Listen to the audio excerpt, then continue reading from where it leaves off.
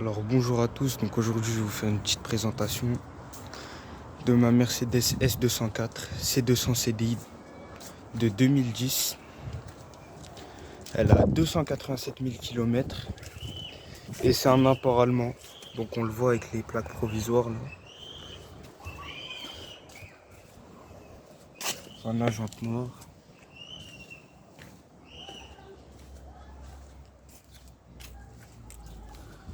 Donc l'ancien propriétaire il a fait un full black, donc on peut le voir avec la calandre noire. Il y a aussi ces éléments là qui ont été repeints, ils sont chromés de base. Bon là ils sont mal repeints, il faut que je les repeigne. Mais... voilà. Il y a aussi ces baguettes là qui ont été repeintes. Celle-ci aussi en bas. Et celle-là aussi.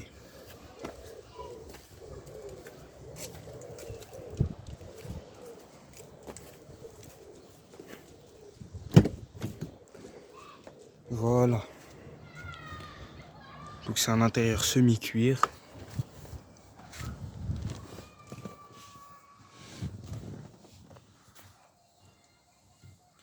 Le poste, bon il a été changé, il n'est pas d'origine. Celui-là je pense que je vais le laisser, il m'a l'air pas mal.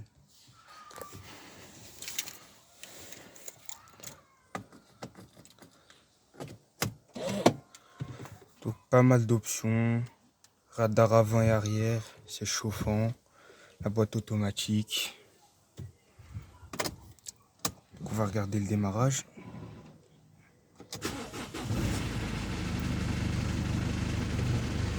Alors ce bruit là qu'on entend, c'est l'échappement qui est mal fixé.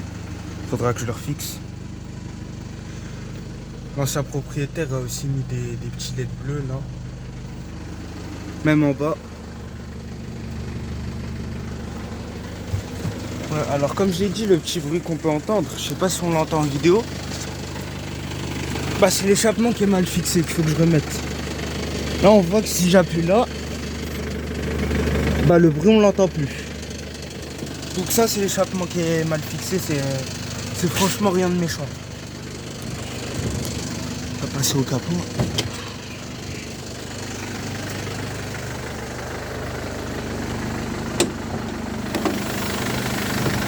Voilà, donc comme j'ai dit, moteur C200 CDI, 2 litres 1 CDI, 136 chevaux. Boîte automatique 7 G-tronic, donc un convertisseur de couple, à 5 rapports. Le moteur, bah, je l'ai nettoyé. Là, je sais pas si on me voit bien. Sur les injecteurs, il y a la trace d'une ancienne fuite qui vient d'être faite, donc il faudra que je nettoie.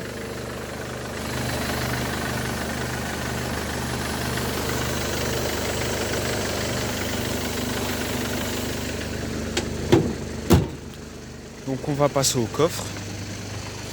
Alors pour le coffre, on peut l'ouvrir là. Il y a un bouton là pour l'ouvrir et le fermer. Vu que c'est un coffre électrique.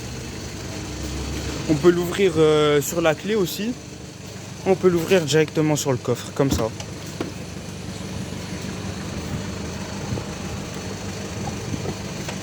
Donc pour le coffre, bah il y a quand même pas mal de place.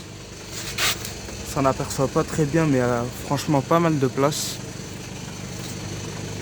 Alors j'ai une autre classe C grise. On peut la voir apparaître dans d'autres de mes vidéos.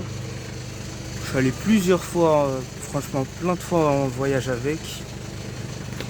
Et on peut mettre beaucoup de choses dans ce coffre. Là, le propriétaire, l'ancien propriétaire a mis des LED aussi sous ces sièges là. Moi je trouve que ça fait pas mal. Voilà pour l'arrière.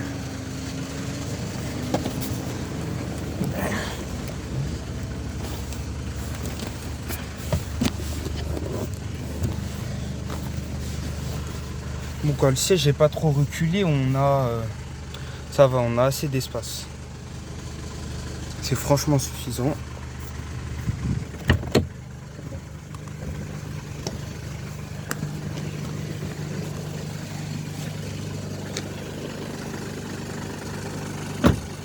Alors donc pour les frais qu'il y a à prévoir, bah il y a les supports moteurs et de boîte.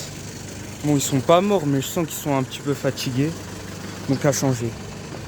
Mais c'est pas, ça encore, c'est pas très urgent. Ensuite, vidange moteur plus filtre. Et aussi une vidange de boîte.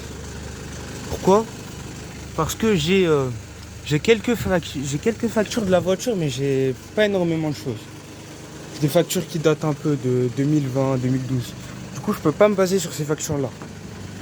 C'est pour ça que je vais tout refaire dessus. Tous les entretiens, pour être tranquille. Donc, quand je dis vidange, ça comprend aussi la filtration. Donc, filtre à air, filtre à huile, même filtre à gasoil pour partir sur une bonne base.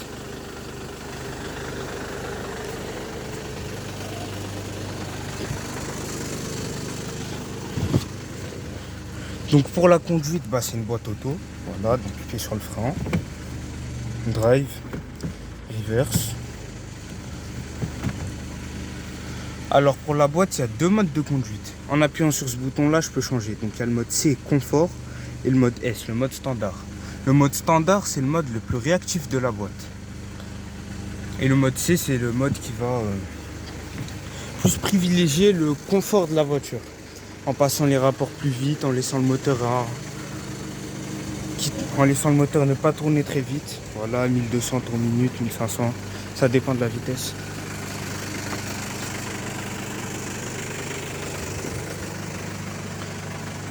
L'ancien propriétaire, il a aussi mis des feux de phase 2, des feux de phase 2 teintés. Je trouve que ça fait franchement pas mal. Ensuite, bah, il me manque la roue de secours. Ah oui, et l'ancien propriétaire, bon, il a laissé ça. C'est un bout de l'ancien poste, ça. Il me manque la plage arrière, mais ça, c'est pas grave, elle est achetée. Pour fermer, on appuie là.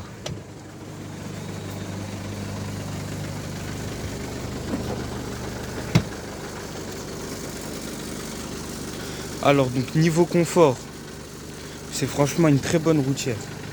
Parce que cette voiture, j'ai quand même fait 700 km retour pour rentrer avec en France.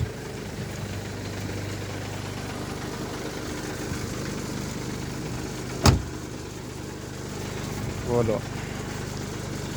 Le frein à main, il est ici. Ça fait pas mal de temps qu'ils font Mercedes. Je le faisais déjà sur les W124, donc les anciennes classes E à l'époque. On a un rangement ici. On a la boîte à gants qui ferme à la clé.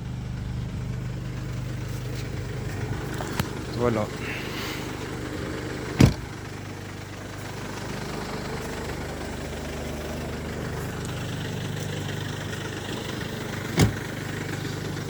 Bah, dites-moi ce que vous en pensez de cette voiture. Si vous l'aimez bien ou pas. Voilà. Et merci à vous.